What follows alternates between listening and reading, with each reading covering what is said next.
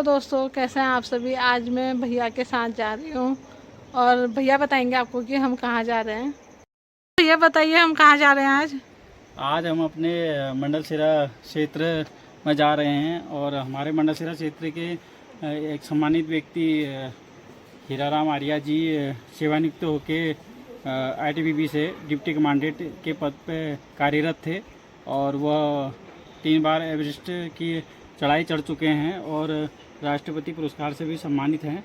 उन्हीं के स्वागत समारोह में हम आज उनके घर पर जा रहे हैं। क्षेत्रीय जनता और सभी हमारे माताएं बहनें उनके स्वागत में जा रहे हैं और आगे को आपको दिखाते हैं। जी ठीक है भैया। भैया ने आपको बताया कि हमारे क्षेत्र के श्री हीराराम जी डिप्टी कमांडेंट के पद पे रिटायर्ड होके आ रहे हैं, तो उनके सम्मान के लिए पूरे मतलब नगर वासियों को, यहाँ उनके क्षेत्र के जो भी हैं उनके सम्मान के लिए वहाँ पे सम्मिलित होने जा रहे हैं। सभी वहाँ पे मौजूद होंगे, तो इसलिए तो मैं भैया के साथ जा रही हूँ। बाकी आपको दिखाऊंगी वहाँ का और आप बने रहिएगा मेरे साथ। उनके लिए माला बना रही है क्योंकि भैया ले जाएगा, माला पहनाएगा उनको। ये मम्मी माला पिरो रही है धागे में उनके स्वागत के लिए। मम्मी आप भी बताइए कुछ। मेरा भैया आ रहा है, हाँ है ना, रिटायरमेंट हो रहा है। हाँ उनके उसके स्वागत के लिए हम ये बना रहे हैं जी। और 7.5 का रिटायरमेंट हो रहा है जी, और उसी खुशी में मैं उसके लिए माला बना रही। तो भैया भी हेल्प कर रहा है मम्मी की माला पिरोने में। माला बन चुकी है अब। भैया दिखा माला। ये माला बन चुकी है। हम जा रहे भैया और मैं, वहीं मिलेंगे आपको। नहीं है अभी, थोड़ा आधा 1 घंटा हो रहा है, रास्ते में है वो, तो हम उनके घर पे जा रहे हैं अभी।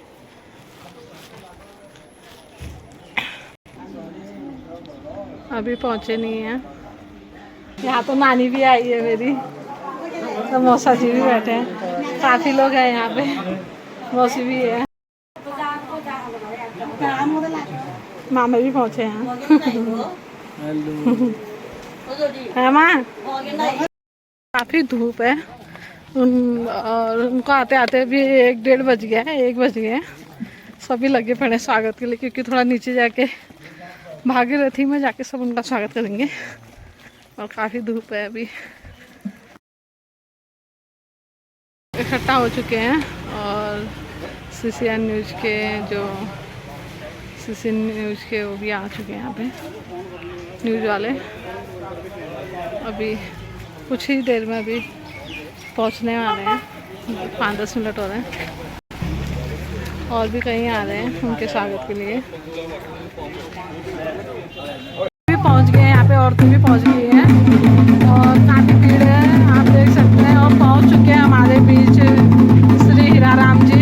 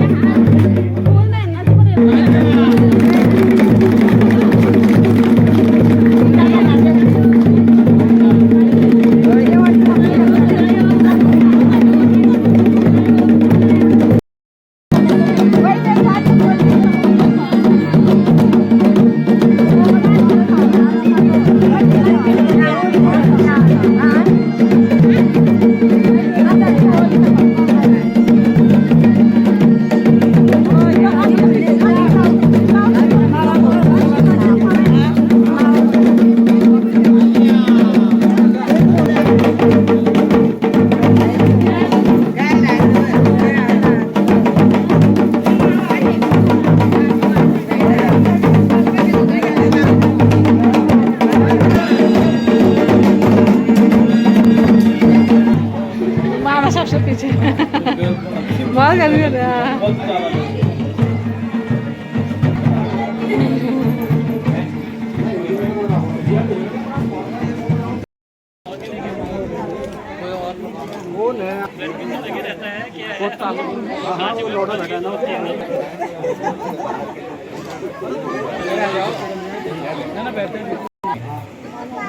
अरे बैठ जाओ, इधर आ जाओ। ये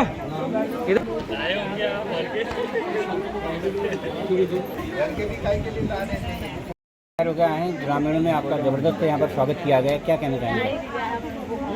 आज जो मेरे यहाँ पर ये मेरे गृहनगर में बागेश्वर मेरे घर में मेरे परिजनों ने, मेरे शुभचिंतकों ने और सामाजिक कार्यकर्ताओं ने जो यहाँ पर जो इतना बड़ा सम्मान मुझे दिया है, ये मेरा भावात्मक ये क्षण भी है, भावुक क्षण होने का समय भी है, क्योंकि मैं 20 साल की उम्र में घर छोड़कर जो विश्व की एक बेहतरीन अग्रणी बल है भारत तिब्बत सीमा पुलिस, जो भारत चीन की सीमा की निगरानी करता है, उसमें मौका मिला और अपने इस सेवा काल में मैंने अपने जो बॉर्डर की जो भूमिकाएं होती हैं, जो हमारी ड्यूटियाँ हैं, उसके साथ साथ एक एडवेंचर स्पोर्ट्समैन के रूप में भी कार्य किया, जिसमें 2 दर्जन से अधिक मैंने राष्ट्रीय और अंतर्राष्ट्रीय स्तर की पीकें फतह की हैं।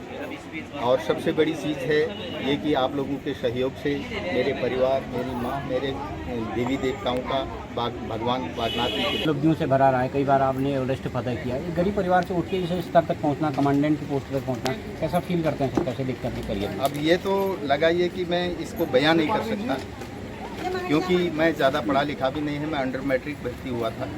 मैंने वहीं फौज में जाकर के सेना शिक्षा प्रमाण पत्र, कुछ एजुकेशन क्वालिफिकेशंस होते हैं, उनको किया और जो फिर अपने जो कोर्स के लिए, प्रमोशन के लिए जो कोर्स होते हैं, उनको किया। स्टेप बाय स्टेप गया हूँ।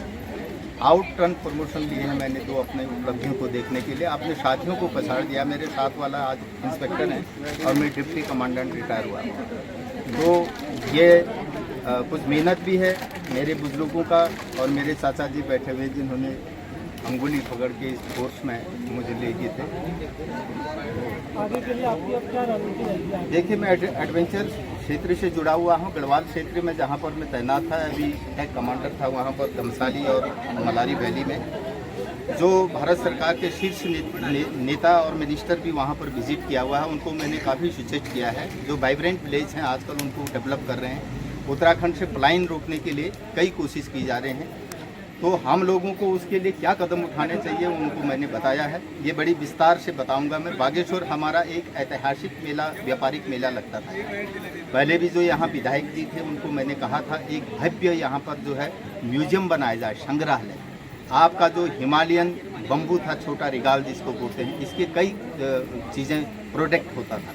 और हमारे यहाँ एक मेरा गांव है जो इसके लिए हमारे जो घी दूध रखने के लिए लकड़ी के बर्तन बनाए जाते हैं, वो गांव वीरान हो गया है, वो विलुप्त हो गए हैं। तो उनको कम से कम आप पुनर्जीवित नहीं कर सकते हैं। तो बागेश्वर ये मानसरोवर का दरवाज़ा है, यहाँ पर एक भव्य जो है आपको म्यूजियम क्यों नहीं बना सकते। उन्होंने कहा था कि मैं देखूंगा इसको, लेकिन जो भी है हम खाली अपनी रोजी रोटी, मुझे पानी चाहिए, मुझे गैस चाहिए, मुझे राशन, यहाँ तक सीमित है।